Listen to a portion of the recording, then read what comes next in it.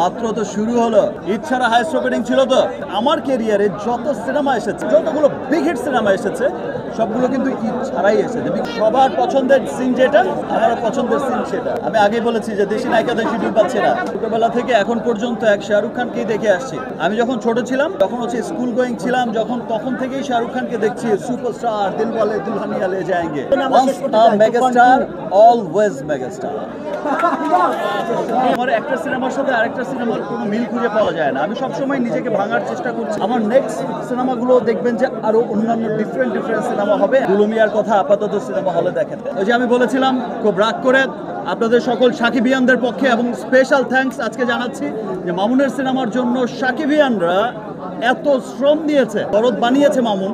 তখন কিন্তু তুফানের বাজেটও মামুন পায়নি। আপনারা যখন বরবাদ দেখবেন সামনে, বরবাদ দেখে বলবেন ওয়াও এ কি দেখলাম, সেটা মনে হবে যে তুফানের চাইতে ডাবল বাজেটের সিনেমা। যখন দেবদাস হয়েছিল বলিউডে 50 কোটি টাকা দিয়ে, তখন আমরা সবাই পাগল হয়ে গেলাম, পুরো বলিউড অস্থির হয়ে গেল। 50 কোটি রুপিতে সিনেমা, আর আজকে 1000 কোটি রুপিতে তাদের সিনেমা বানায়। সে 50 কোটি কিন্তু এখন খুব ছোট্ট অ্যামাউন্ট হয়ে গেছে। সেই 100 কোটি এখন একটা স্টার রেমুনারেশন হয়ে গেছে। আমাকে ভালো কাজ করতেই হবে, সেটা যদি পুরো বছরে হয় 80 সিনেমা।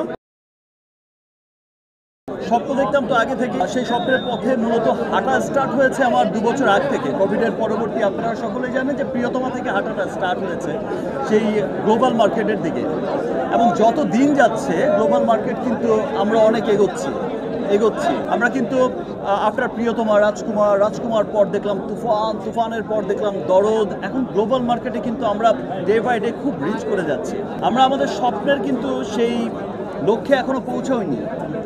এখনো যেতে হবে অনেক দূর, এখনো কাজ করতে হবে, এখনো অনেক দূর যাওয়া আমাদের বাকি। মাত্র তো শুরু হলো এবং যাবো ইনশাল্লাহ অনেক দূর। ঈদ ছাড়া হাইস্ট ওপেনিং ছিল তো বাস, দ্যাট মিনস ঈদ ছাড়া সিনেমা সবসময় সুপারহিট হয়েছে। ইনফ্যাক্ট আমার ক্যারিয়ারে যত সিনেমা এসেছে বিগ হিট সিনেমা, সেটা আমার প্রিয়া থেকে যতগুলো সিনেমা এসেছে, কোটি টাকার কারণে যতগুলো বিগ হিট সিনেমা এসেছে, সবগুলো কিন্তু ঈদ ছাড়াই এসেছে। বিকজ ঈদে একটা কম্পিটিশন কিন্তু থাকে, অনেক সিনেমার ভিড় থাকে, কিন্তু ঈদ ছাড়া কিন্তু একক সিনেমা থাকে। তো এটা সবসময় প্রমাণিত হয়েছে। আজকে দরদ দিয়েও আবার প্রমাণ করলো যে না, ঈদ ছাড়া সিনেমায় অনেক বেশি সুপারহিট হওয়ার অপশন থাকে। এবং ইনশাল্লাহ আমরা আরও সুন্দর কাজ করব এবং আমাদের সেই লক্ষ্যে পৌঁছে যাব। আর আজকে এই যে একনলের ব্র্যান্ড অ্যাম্বাসেডার আমাদের পাশেই দাঁড়িয়ে আছে, পূজা চেরি। আজকে ওনার সৌজন্যে, ওনার একনল ব্র্যান্ডের সৌজন্যেই আমরা সকলে সিনেমা দেখতে এসেছি। আপনারাও দেখলেন। Thank you, thanks for your একনল। দেশি নায়িকাদের সাথে আমিই সুযোগ পাচ্ছি না। দেশি নায়িকাদের যখনই আমি শিডিউল পাঠাচ্ছি, সমস্ত হিরোইনই কোনো না কোনোভাবে বিজি থাকে।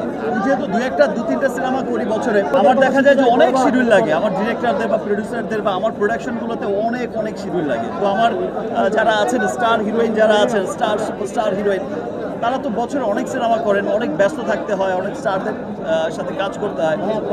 আমি আসলে শিডিউল পাচ্ছি না। সবার পছন্দের সিন যেটা, আমার পছন্দের সিন সেটা দেশি নায়িকাদের জিজ্ঞেস করতে হবে। আমি আগেই বলেছি যে দেশি নায়িকাদের শিডিউল পাচ্ছি না। আমি উদ্গ্রীব হয়ে আছি দেশি নায়িকাদের সাথে কাজ করতে। আমি সেই মুম্বাইতে থাকতে ভাই, যত যাই হোক, দেশের প্রতি আলাদা একটা টান থাকে, দেশের মানুষের প্রতি টান থাকে। ইনশাআল্লাহ দেশি নায়িকাদের সাথে যখন দেশি নায়িকাদের মুড হবে, স্কেজুল পাওয়া যাবে, খুব দ্রুতই হবে। দরদ যেমন হচ্ছে খুব দরদের একটা সিনেমা, খুব ভালোবাসার একটা সিনেমা, এবং অনন্য মামুন তার সর্বস্ব দিয়ে চেষ্টা করেছে। আপনারা সকলেই জানেন যে দরদ ছিল কিন্তু আফটার প্রিয়তমার পরপর একটা সিনেমা। হয়তো সামহাও বিভিন্ন কারণে আমাদের মুক্তিটা অনেকবার পিছিয়েছে, সঠিক সময় হয়তো মুক্তিটা দিতে পারিনি। রাজকুমার আগে রিলিজ হওয়ার কথা ছিল। ছোটবেলা থেকে এখন পর্যন্ত এক শাহরুখ খানকেই দেখে আসছি, আর সেই হলিউডে সেই টম ক্রুজকেই দেখে আসছি। আমি যখন ছোট ছিলাম, যখন স্কুল গোয়িং ছিলাম, তখন থেকেই শাহরুখ খানকে দেখছি। সুপারস্টার, দিলওয়ালে দুলহানিয়া লে যায়েঙ্গে, এখনো দুলহানিয়াই নিয়ে যাচ্ছে। আমরা তুফান গল্প শুনে শেষ করতে চাই ভাইয়া। So once a megastar, always megastar. Day by day, প্রতিনিয়ত আমি আমাকে ভাঙার চেষ্টা করছি। আপনারা সবাই দেখছেন যে আমার একটা সিনেমার সাথে আরেকটা সিনেমার কোনো মিল খুঁজে পাওয়া যায় না। আমি সবসময় নিজেকে ভাঙার চেষ্টা করছি। আমি আমাকে প্রতিবারই সামনে এগিয়ে নেবার চেষ্টা করছি। আজকে আমার দরদ যেমন দেখলেন, সবাই দরদ দেখে খুব ভালোবাসা দিচ্ছেন। হাইস্ট ওপেনিং দিয়েছেন দরদকে। দরদ পৃথিবীর যেখানে রিলিজ হচ্ছে প্রত্যেকটা মানুষ দেখছেন, দেখতে দেখতে দেখতে ছবির শেষ সময় এসে সবার চোখের কোণে পানি জমে গেছে দরদের জন্য। দরদকে ভূয়সী প্রশংসা করছেন আপনারা সবাই, এত ভালোবাসা দিচ্ছেন দরদকে। ইনশাল্লাহ আমার নেক্সট সিনেমাগুলো দেখবেন যে আরও অন্যান্য ডিফারেন্ট সিনেমা হবে এবং সেই সিনেমাগুলো আপনাদের অনেক ভালো লাগবে। দুলুমিয়ার কথা আপাতত সিনেমা হলে দেখেন। Thank you Mamun, thank you, thank you.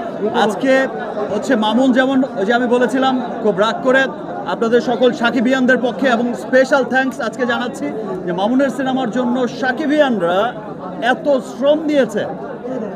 আমি সাকিবিয়ান আমার সমস্ত ফ্যানদের কাছে, সমস্ত সাকিবিয়ানদের কাছে অনেক অনেক কৃতজ্ঞ যে তারা এই সিনেমার জন্য অক্লান্ত পরিশ্রম করেছে, এখনও করে যাচ্ছে। আমি সত্যি সাকিবিয়ানদের নিয়ে অনেক গর্বিত যে আমার ভালোবাসার সাকিবিয়ান আছে। ছবিটা আসলে সত্যি আপনারা যারাই দেখেছেন যে মামুন অনেক দরদ দিয়ে ছবিটা বানিয়েছে, সর্বাত্মক চেষ্টা করেছে।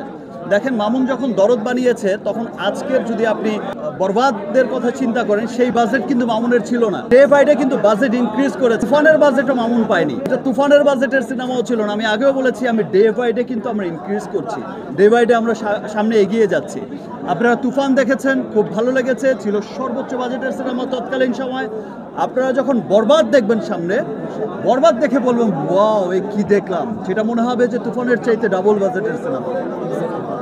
আবার বরবাদের পরে যে সিনেমা দেখবেন সেটা মনে হয় ওয়াও ম্যান এটা কি দেখলাম, এটা তো আরও অনেক বড় বাজেটের সিনেমা। লুক, একটা সময় ছিল যখন দেবদাস হয়েছিল বলিউডে 50 কোটি টাকা দিয়ে, তখন আমরা সবাই পাগল হয়ে গেলাম, পুরো বলিউড অস্থির হয়ে গেল। 50 কোটি রুপিতে সিনেমা, আর আজকে 1000 কোটি রুপিতে তাদের সিনেমা বানায়, বিজনেস করে তারা হাজার হাজার কোটি রুপি একটা সিনেমায়।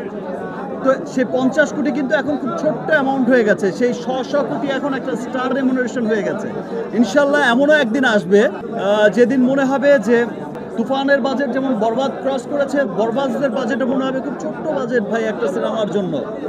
ইনশাল্লাহ আমরা সেই দিনের অপেক্ষা করছি এবং সেই দিনের জন্য গ্লোবাল মার্কেটের জন্য, পুরো ওয়ার্ল্ড মার্কেটের জন্য আমরা কাজ করে যাচ্ছি, আমরা কাজ করে যাব। সকলের ভালোবাসা, দেশের সকলের মানুষের ভালোবাসা, আমার দেশের সব মানুষের ভালোবাসা, সব মানুষের যে এই যে ভালো লাগাটা আমার প্রতি, ভালোবাসাটা আমার প্রতি, যে বিশ্বাস রাখাটা, যে আসলে সাকিব চেষ্টা করে ওর জায়গা থেকে একটা ভালো সিনেমা আমাদের উপহার দেওয়ার। এই যে দেশ বিদেশে রিলিজের প্রথম দিনই যে সবাই এই এতটুকু বিশ্বাস করে, যে আমাকে বিশ্বাস করে ছবিটা দেখতে যায়, এটা আসলে আমার কর্তব্য।